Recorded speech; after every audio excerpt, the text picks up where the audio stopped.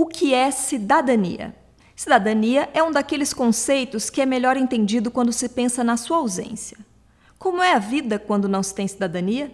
Antigamente, a forma mais comum de governo era a monarquia, com todos os poderes concentrados no rei, que era soberano, ou seja, aquele que tinha todo o poder sobre um povo. Isso era tão forte que houve um rei na França, o Luís XIV, que disse: "O Estado sou eu". E ele tinha razão.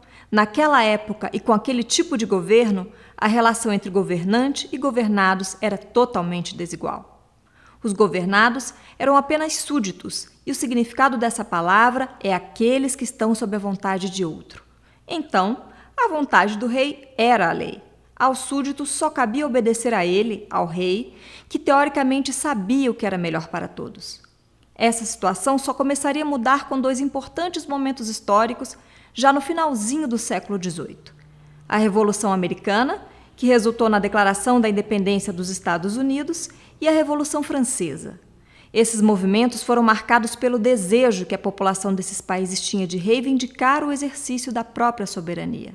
Por isso mudaram a história da humanidade e deixaram uma herança muito importante em forma de valores, ideais, tradições e documentos, como a Declaração dos Direitos do Homem e do Cidadão, produzida pelos revolucionários franceses.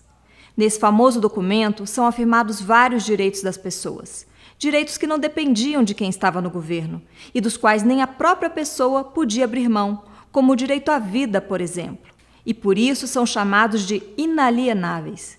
Não é à toa que a expressão cidadão aparece no título dessa Declaração de Direitos. Ser cidadão é bem diferente de ser súdito.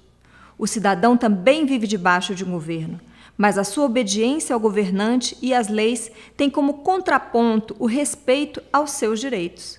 Não há cidadania quando só há deveres a cumprir, como era o caso dos súditos, mas também não há cidadania só com direitos. Por isso dizemos que a cidadania é uma construção coletiva, onde cada um deve cumprir seus deveres perante a comunidade e o Estado, além de contribuir para que todos possam cumprir os seus. Assim se constrói uma comunidade forte, uma comunidade política. E esses valores, quando incorporados à cultura de um povo, se tornam um patrimônio coletivo. Veja um bom exemplo disso.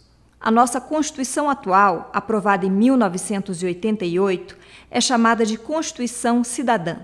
Isso porque nosso país havia saído de um período em que vários direitos civis e sociais tinham sido restritos.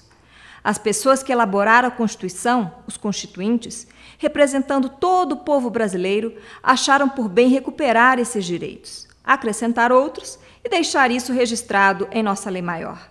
Quando tiver uma oportunidade, leia os artigos 5º e 6º da nossa Constituição e fale sobre eles com seus amigos. É o artigo 5º, por exemplo, que garante a igualdade de todos perante a lei e o direito inviolável à vida, à liberdade, à igualdade, à segurança e à propriedade.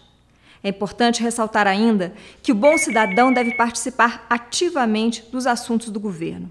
Isso se chama cidadania ativa.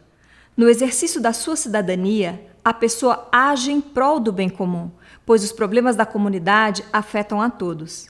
Vale lembrar que o termo cidadania tem outros significados também, entre eles o de definir a condição de membro de um Estado-nação. É o que se diz, por exemplo, quando alguém afirma que eu tenho cidadania brasileira. Mas nesse vídeo, como explicamos até aqui, estamos tratando da cidadania em sua dimensão política. Recapitulando então, cidadania é a posse ou exercício de um conjunto de direitos e deveres, de natureza civil, política e social, o exercício da soberania do indivíduo dentro de um Estado. Assim, o cidadão participa ativamente dos assuntos de sua comunidade e país. Guardou bem? Então até a próxima!